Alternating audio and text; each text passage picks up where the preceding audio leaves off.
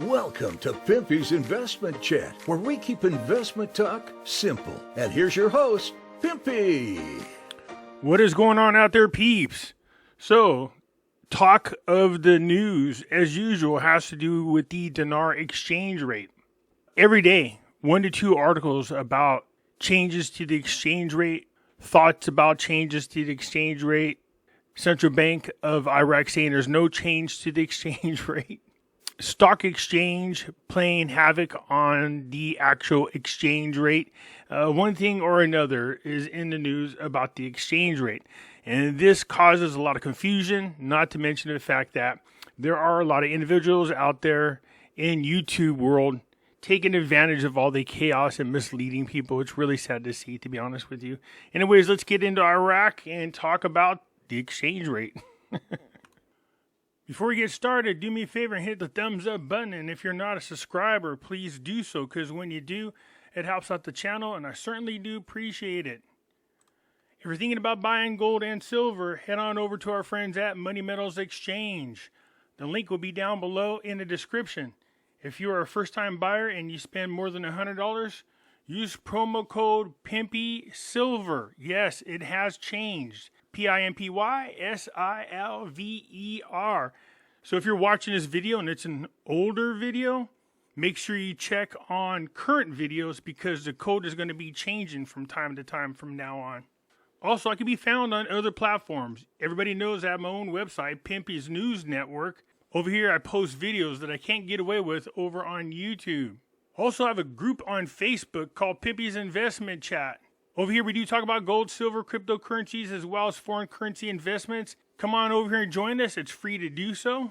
You can also come follow me on Twitter, MeWe, YouTube, and Odyssey.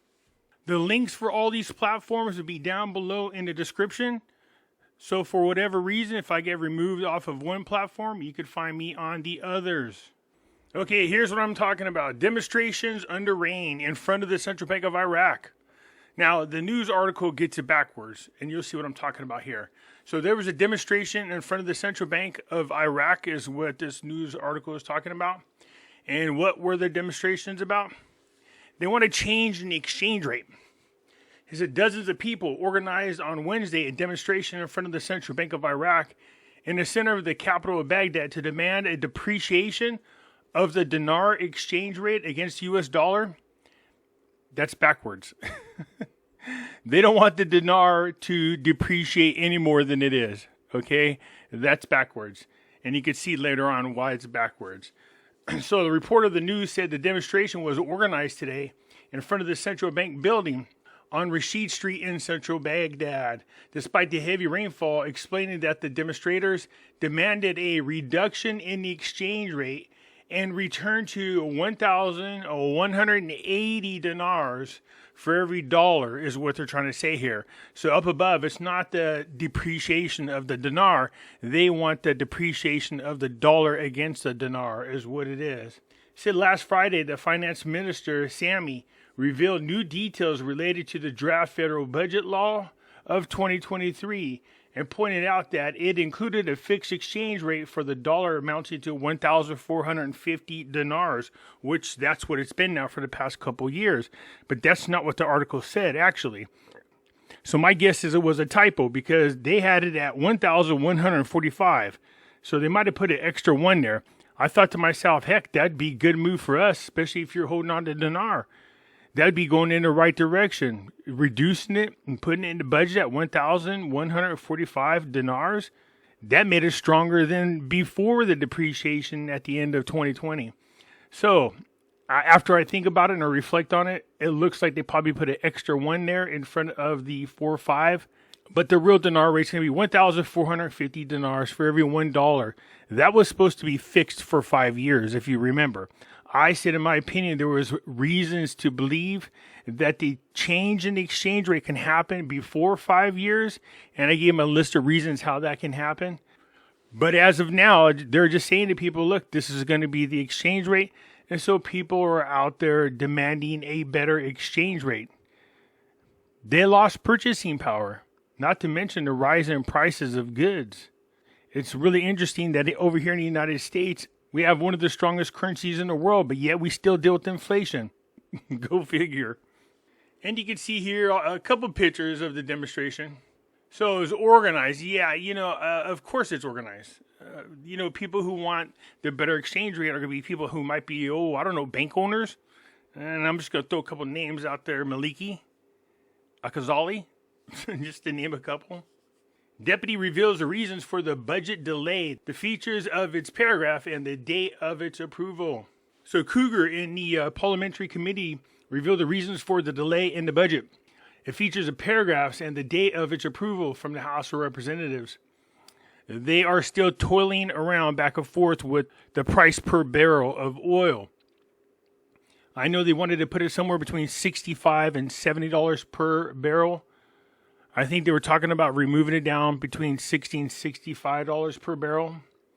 But it says right here, also the government's plan was to have the price of the barrel of oil above $70 per barrel. But the drop in oil prices re-examined a price of a barrel again, as well as the difference between the two.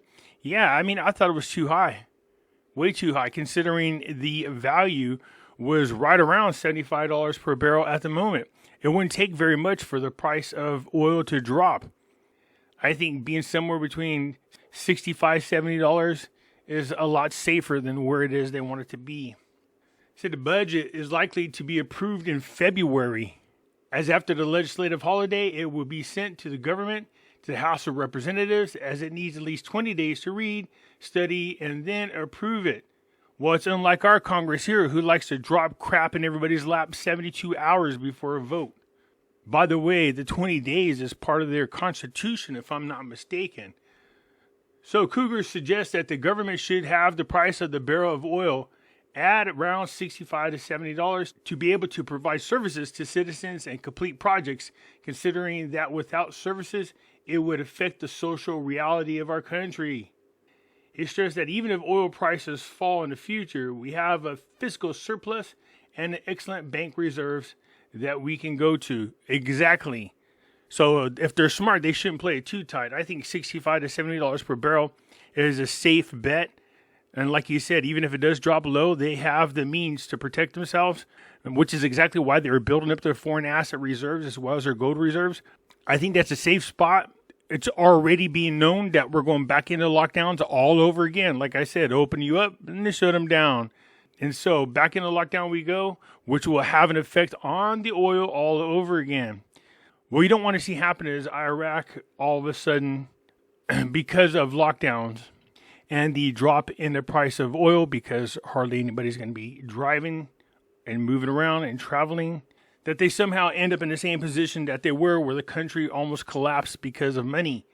They have plenty to rely on. They have plenty as a safe haven, but they need to be careful, because I'm anticipating a drop in oil prices this year if indeed we go into lockdown. But they did have a great year last year. Iraq seized $115 billion from oil revenues last year. Congrats to that. And that's despite the fact that you have oil smugglers. Iraq racked in more than $115 billion in oil revenues last year, according to figures released by the country's oil ministry this week. Iraq did really good with oil. We saw the price of oil per barrel reach up to $105, even higher. But right now, it's low again, and if we go into lockdown, it's going to drop even lower. You can see right here on the side over here, oil prices plunged below $80, and they're talking about a budget of $65 to $70. So $115 billion in oil revenues. You can come down here and you can see right here some of the problems they're still having. And you can only imagine if this wasn't taking place. Iraq said in October that they had dismantled the largest oil smuggling network in Basra. And the prime minister had vowed to track down oil smuggling networks and implement arrest warrants against gangs that dare to steal the rights of the Iraqis. The smugglers stole and smuggled the oil by making holes in the crude oil export lines in the Zembar oil field. Some of the accused are senior officers from the Energy Police Force tasked with protecting the oil infrastructure. See, here in the United States, there's like these weird sensors on the oil pipelines. So when something happens or something gets tampered with or something breaks, it alerts them where the issue is. And I would be surprised if Iraq didn't have the same type of sensors on their pipelines. He said, but the smuggling didn't stop Iraq's oil revenues from reaching what was a 4-year high after Russia's invasion of Ukraine sent oil prices higher. So not bad at all. Despite the fact that they had people stealing oil from them, they still did $115 billion in oil revenues. But this year right now, it's going to be harsh for everybody. They've been artificially pumping up the economies, and they need an excuse really bad for why we're about to go into recession. They don't want people to go, oh, the Biden administration, even though it is the Biden administration. So, but this is the same with all these globalist World Economic Forum governments around the world. They're looking for excuses, and they're going to use the RONA as an excuse. We're going back into lockdowns all over again. Not to mention, now that Twitter is a free speech platform and people are getting out the truth about the jabs and that these people don't want out. And so they continue to fight with Elon Musk to get him to silence people who are speaking out against the jab. So it's really crazy to see. But a shutdown all over again. You guys ready for that? You ready? Over here in California, we already got mask mandates all over. Schools are doing it, not just in California. I think it's 45 cities now. You guys telling me you guys ready for lockdown all over again? Anyways, that's it for now. I'll get back at you later. Leave a comment down below, and I will catch you later. I'm out.